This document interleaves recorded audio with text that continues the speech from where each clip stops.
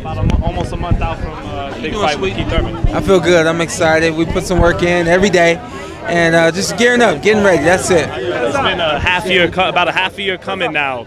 Just how anxious are you for next month, man? Yeah, it's been a long time coming, but you know it makes that moment that much more worth it. You know, when I'm finally able to get in there and perform and do what I love to do, that's when you know it's really going to show up.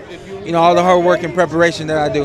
Were you happy to hear it move to a kind of a bigger venue, Brooklyn? You know what? I was happy to hear that it moved to the Barclays. You know I have good history there, and so that just makes me confident, you know, and comfortable going into the ring. That I've been there before, and I know that those New York fans are going to show up and support me. Don, what did you think of Errol Spence's performance? A lot of people. I talked to Paulie today, and he thinks a lot of guys are going to be really apprehensive to fight him.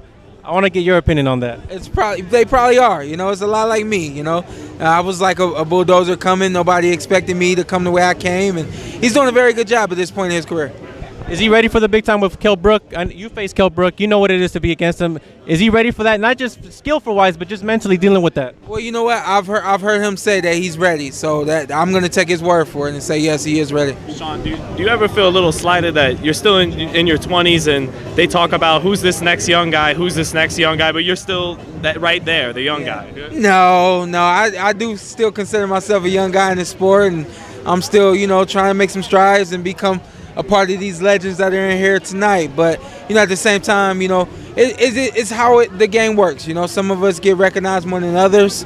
You know, at the end of the day, I'm taken care of, my family's taken care of, and my career is still moving forward. Would you have to say if you get past Keith in June, they'd have to put you at #1 top the welterweights? You know. Yes, I feel like this is that #1 spot. This is a fight for the #1 spot, so I do feel like that. Danny said that he's the king of 147 right now, and he told me that at the Danny Garcia. He said he's the king. Yeah. I mean, do you agree, disagree with that? How do you feel about him saying that? No, I mean, I definitely disagree. He's at one fight at 147. Enough said.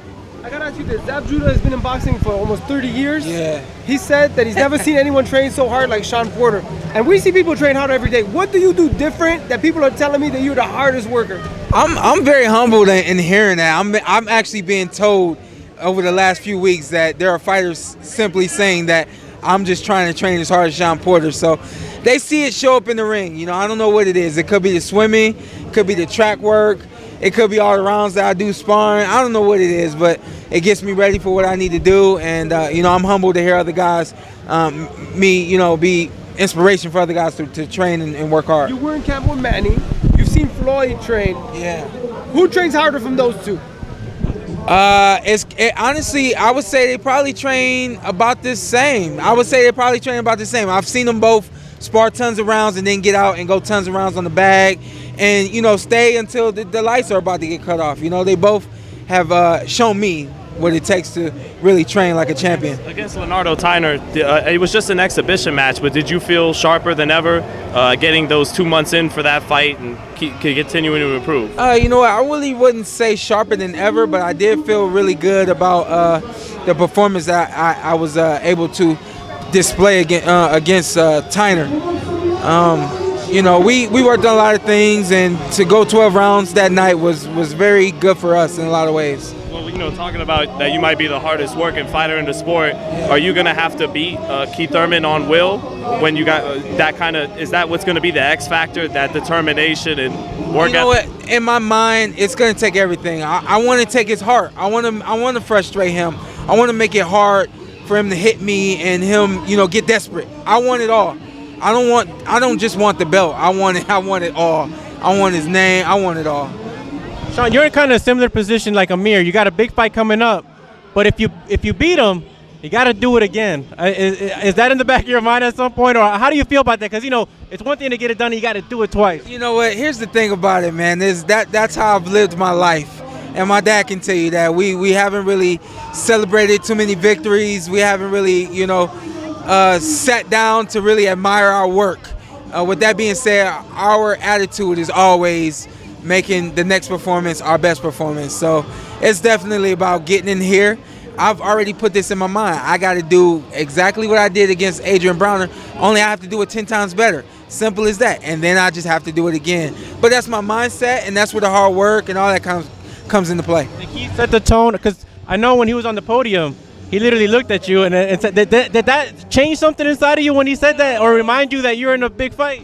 No, I don't think. You know what? I don't think he set the tone. The tone has been set. I want this fight. I want that belt. I want the victory. I want it all. So the tone has already been set. But he said something interesting, telling me he was gonna knock me out. And the only thing I can say is, Keith, come on and get knocked out. I like that, Shawn. There's Shane Mosley. What's up, Shane? Shane, really quick, one question. How hard does Shawn Porter train? Because people are telling me he trains hard. Oh man, he's incredible. He trains so hard. Why? What does that mean? You train hard. Kenny trains hard. Well, it means that he's dedicated to the sport. That like training hard and being dedicated and disciplined like he is right now, and being a true champion like he is. Man, he works very, very hard, and I'm excited.